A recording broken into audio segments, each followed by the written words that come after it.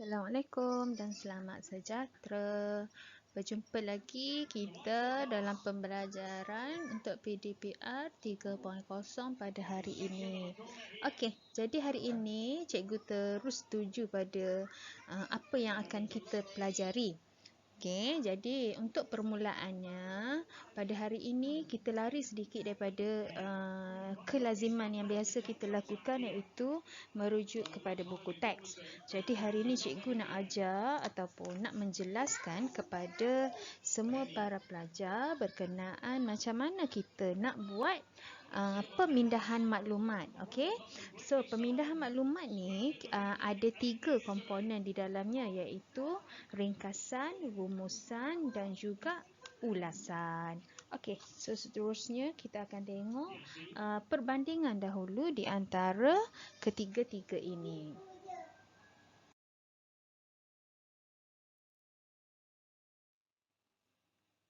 Okey semua, jadi dekat sini cikgu dah ringkaskan dalam bentuk jadual untuk memudahkan awak faham dan nampak perbezaan di antara ketiga-tiga pemindahan maklumat ni. Okey, yang pertama adalah daripada segi jumlah perenggan. Untuk ringkasan dan ulasan, kita hanya perlukan satu perenggan sahaja. Jangan sesekali buat melebihi satu perenggan, nanti awak hilang markah dekat sini. Okey, tetapi untuk rumusan ada 1 ataupun 3 markah atau 3 perenggan bergantung kepada jenis rumusan tersebut. Okey, yang kedua, perbandingan dari segi kata kunci berfokus. Okey, untuk ringkasan dan ulasan kita ada kata kunci berfokus, tapi untuk rumusan tidak ada. Okey, kata kunci berfokus ni maksud dia contoh dia akan bagi detail. Contohnya, okey, ringkaskan langkah-langkah untuk mencegah kebakaran ataupun buat ulasan mengenai langkah-langkah mencegah kebakaran dari berlaku. So nampak kat situ dia tumpu pada langkah-langkah pencegahan. Tapi kalau untuk rumusan tak ya. Okey. Nanti cikgu akan terangkan lagi detail lah bila kita dah masuk bahagian rumusan. Okey, kemudian jenis soalan, maksudnya bila awak tengok petikan tu, bila awak tengok suatu suatu maklumat tu bentuk dia macam mana. Okey, bagi ringkasan atau rumusan biasanya diberikan dalam bentuk petikan. Petikan ni maksudnya dia memaparkan maklumat lah.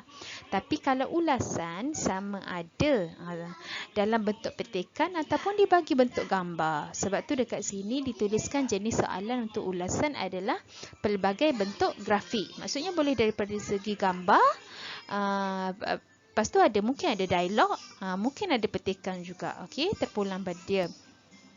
Okey, idea. Okey, untuk idea kita tengok dekat ringkasan dahulu. Okey, untuk idea bagi ringkasan kena ada 5 hingga 7 isi. Okey, daripada petikan tersebut. Sebab satu isi bersamaan 2 markah. Kemudian markah seterusnya dari segi bahasa. Maksudnya kata wacana yang awak gunakan bersesuaian ataupun tidak. Okey, untuk ringkasan tersebut. Okey, untuk rumusan pula 1 atau 3 perenggan kan. Jadi kalau ada 3 perenggan, perenggan pertama perlulah dari segi pendahuluan secara ringkas. Kemudian perenggan kedua hendaklah mengandungi 6 idea sokongan yang kita boleh ambil daripada rumusan yang diberikan. Okey, kemudian yang seterusnya perenggan ketiga adalah dari segi kesimpulan. Kesimpulan daripada rumusan yang kita lakukan. Okey, untuk ulasan pula, ulasan ni kita kena keluarkan isi tersurat, maksudnya yang nampak daripada soalan yang diberi. Contoh kita nampak gambar orang bermain tepi pantai. So, isi tersuratnya apa yang kita nampak? Okey, dia pergi berkelah. Tu contohlah. Okey, isi tersirat dia pula di sebaliknya. Maksudnya dekat pantai tu dia buat apa? Itu maksud isi tersirat. Maksudnya di sebalik gambar yang diberi tu apa yang ada. Okey. Perbandingan yang terakhir adalah dari segi jumlah patah perkataan. Untuk ringkasan dan juga rumusan. hendaklah tidak melebihi 100 patah perkataan. Maksudnya kalau awak buat dalam 50 patah perkataan pun sudah diterima, tapi hendaklah tidak melebihi 100 patah perkataan. Okey, bagi ulasan pula antara 80 hingga 100 patah perkataan sahaja.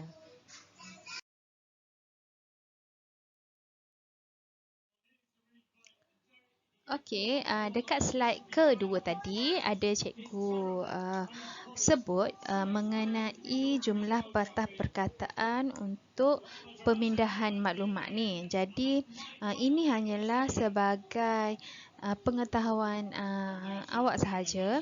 Okey, perkataan yang dikira sebagai satu perkataan. Okey, contohnya adalah nama khas Kementerian Kesihatan Malaysia. So kalau awak nak kira patah perkataan kat sini, kita tidak mengira Kementerian Kesihatan Malaysia ni sebagai 3 patah perkataan sebab dikata nama khas, itu hanyalah satu sahaja. Kemudian ada kata majmuk, iaitu seperti urus setia. Urus setia walaupun ejaannya 2 patah dikira sebagai 1 patah sebab dia merupakan kata majmuk. Kemudian kata depan, di depan, ke pasar, di sini, ke kebun. Okey, walaupun ditulis dalam bentuk 2 patah pada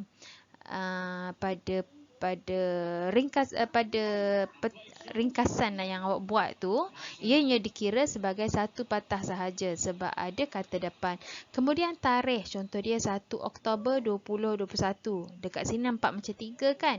Okey, tapi dikira sebagai 1 patah sahaja sebab ianya adalah tarikh. Kemudian kata ganda, kedua-dua, setengah-setengah. Itu sebagai 1 patah perkataan. Kemudian angka yang ditulis dalam perkataan. Contoh kat sini 243.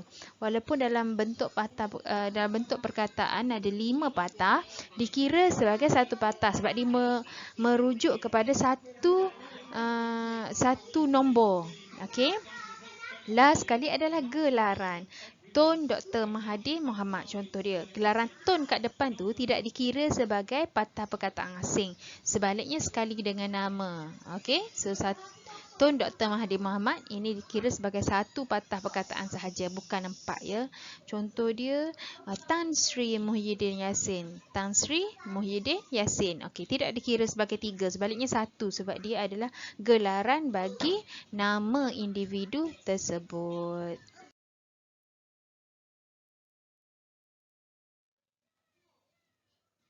Okey, untuk hari ini pemindahan maklumat tadi kan ada 3 kan. Jadi hari ini kita tumpu bagi ringkasan sahaja. Okey, bila kita nak tulis ringkasan ni, dia ada beberapa teknik lah yang perlu kita fahami untuk memudahkan kita bagi menulis ringkasan jika diberi petikan. Okey, teknik pertama adalah baca dan fahami kata kunci soalan. Soalan ada dekat bahagian atas sekali. So, apa yang soalan hendak? Contoh dia langkah-langkah, sebab-sebab, punca-punca. So, kena baca dan fahami kata kunci.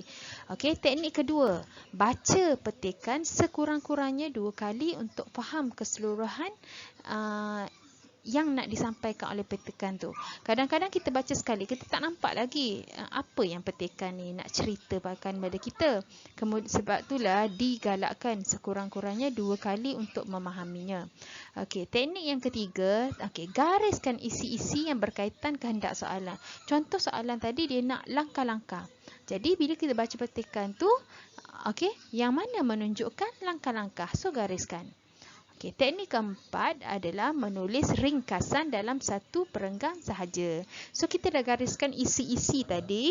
Jadi, kita boleh mula menulis ringkasan kita tu dalam 1 perenggan sahaja. Okey, kemudian teknik seterusnya, ikut jumlah perkataan yang diperlukan. Okey, jumlah perkataan untuk ringkasan, jangan lupa hanya 100 patah perkataan sahaja. Pastikan awak mengira dengan betul. Jadi, kalau terlebih, awak boleh kurangkan di tempat yang tidak perlu. Okey, kemudian dalam ringkasan yang awak guna tu, yang awak buat tu, sila guna penanda wacana. Okey, maksud penanda wacana ni adalah macam mana kita nak sambungkan dari satu ayat ataupun dari satu isi yang kita dah garis tadi ke isi yang lain. Jadi kena guna penanda wacana yang betul. Okey. Dan last kali lepas kita dah siap buat ringkasan tadi, kita hendaklah menulis jumlah patah perkataan. Maksudnya lepas awak dah siap buat satu ringkasan tu, awak kira berapa patah perkataan tu. Okey, katakanlah dapat 95 patah perkataan. So, buat kurungan sebelah kanan tu, tulis kat bawah tu 95 patah perkataan sahaja.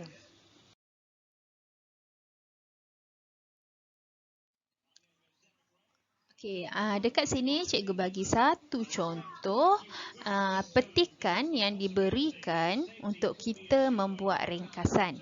Okey, tengok ya petikan ini. Okey, arahan bahagian atas sekali. Okey, tulis sebuah ringkasan. Okey, dia dah bagi tahu ringkasan. Maksudnya dalam kepala kita akan buat satu perenggan sahaja. Okey, tentang kepentingan memupuk semangat patriotism dalam kalangan rakyat.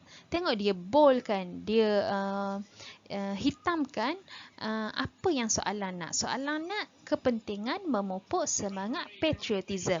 Okey. Kemudian soalan dah bagi tahu panjang ringkasan tidak melebihi 100 patah perkataan. Okey. Kemudian anda digalakkan supaya menggunakan ayat anda sendiri tanpa mengubah maksud asal.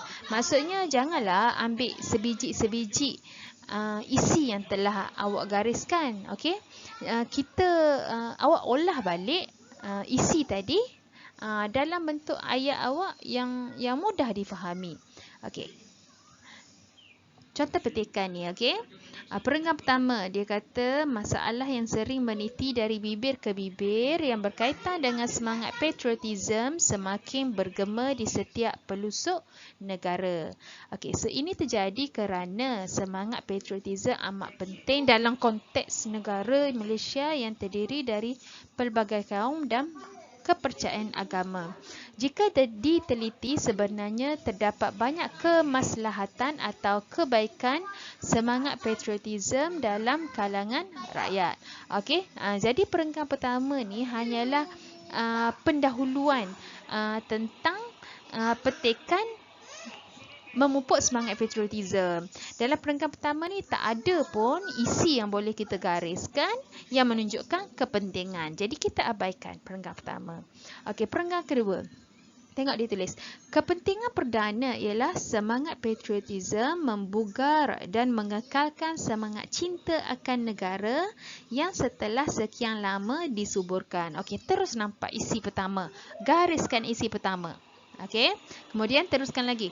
Dengan wujudnya semangat ini dalam kalangan rakyat, pasti negara akan terus aman dan damai. Okey, tengok ya. Tadi soalan nak kepentingan memupuk semangat patriotism. So, bila kita dah pupuk semangat patriotism, kesannya adalah negara terus aman damai. So, isi ini adalah isi yang kedua. Gariskan. Okey, teruskan baca. Teruskan baca lagi. Okey, sampailah perenggan terakhir. Okey, jadi bila awak teruskan go through baca-baca ni, awak akan dapat kenal pasti isi daripada petikan yang menunjukkan kepentingan memupuk semangat patriotism. Jadi dalam petikan ni kita telah kenal pasti ada 8 isi. Okey. Kalau tengok betul-betul perenggan pertama dengan perenggan terakhir tak ada isi. Sebab apa? Sebab perenggan pertama adalah pendahuluan. Dia nak jelaskan semangat patriotism tu apa. Okey, dan perenggan terakhir kesimpulan. Maksudnya dia nak ringkaskan semangat patriotism ni macam mana. Jadi isi kepentingan memupuk semangat patriotism tu ada pada perenggan kedua, ketiga dan juga keempat. Okey, jadi bila kita dah gariskan isi-isi penting yang berkaitan dengan apa yang soalan nak, seterusnya kita buatlah ringkasan. Okey, jadi ringkasan, ingat ya, ringkasan tadi dalam satu perenggan sahaja. Dan tengok kan soalan tadi arahankan anda digalakkan menggunakan ayat sendiri. Okey, tengok isi pertama tadi. Isi pertama tadi, semangat patriotism membugar dan mengekalkan semangat cinta akan negara. Jadi bila kita nak menulis ringkasan, takkanlah kita terus nak start dengan semangat patriotism membugar kan. Mestilah ada kata-kata depan dia. Ini yang dinamakan wacana tadi, penanda wacana. Okey, contoh ayat lengkap, contoh jawapan lengkap lah untuk ringkasan ni. Okey, antara kepentingan memupuk semangat patriotism, tengok dia punya permulaan ringkasan tu dia ambil daripada soalan. Okey, dalam kalangan rakyat ialah semangat patriotism membugar dan mengekalkan semangat cinta akan negara. Kan isi pertama. Kemudian dia nak masuk isi kedua, negara aman damai, dia tambah penanda wacana, iaitu malahan semangat patriotism juga dapat menjadi pencetus kepada kemajuan negara. Okey, dekat sini dia tukarkan isi kedua tadi, negara aman damai, ke dalam ayat yang diolah sendiri. Jadi bila cikgu baca, cikgu faham dia merujuk kepada isi yang kedua dan juga ketiga dekat sini. Melalui semangat patriotism juga negara akan bebas daripada kacau bilau. Okey, yang ni merujuk kepada isi yang keempat. Penanda wacana dia kat mana? Dekat melalui semangat patriotism ini juga. Okey. Kemudian dia nak sambung masuk dekat isi yang kelima. Dia letak penanda wacana selain itu. Okey. Selain itu. Kemudian seterusnya dia nak masuk isi keenam, dia letak lagi lebih hebat lagi. Okey. Kemudian isi seterusnya yang ketujuh, semangat patriotism dapat meningkatkan jati diri anak-anak muda. Dan last sekali, dia nak mengakhiri ringkasannya, diletakkan penanda wacana terakhir, menunjukkan pengakhiran ringkasan lah. Akhir sekali, modal insan berkualiti tinggi dapat dibentuk melalui semangat patriotism. Jadi ini siap satu ringkasan, satu perenggan sahaja dengan patah perkataan adalah 82 patah perkataan yang ditulis pada sudut sebelah kanan. Okey, jadi siaplah ringkasan yang dibuatlah, okey, daripada soalan yang diberikan. Okey, itu sahaja. Sekian, terima kasih.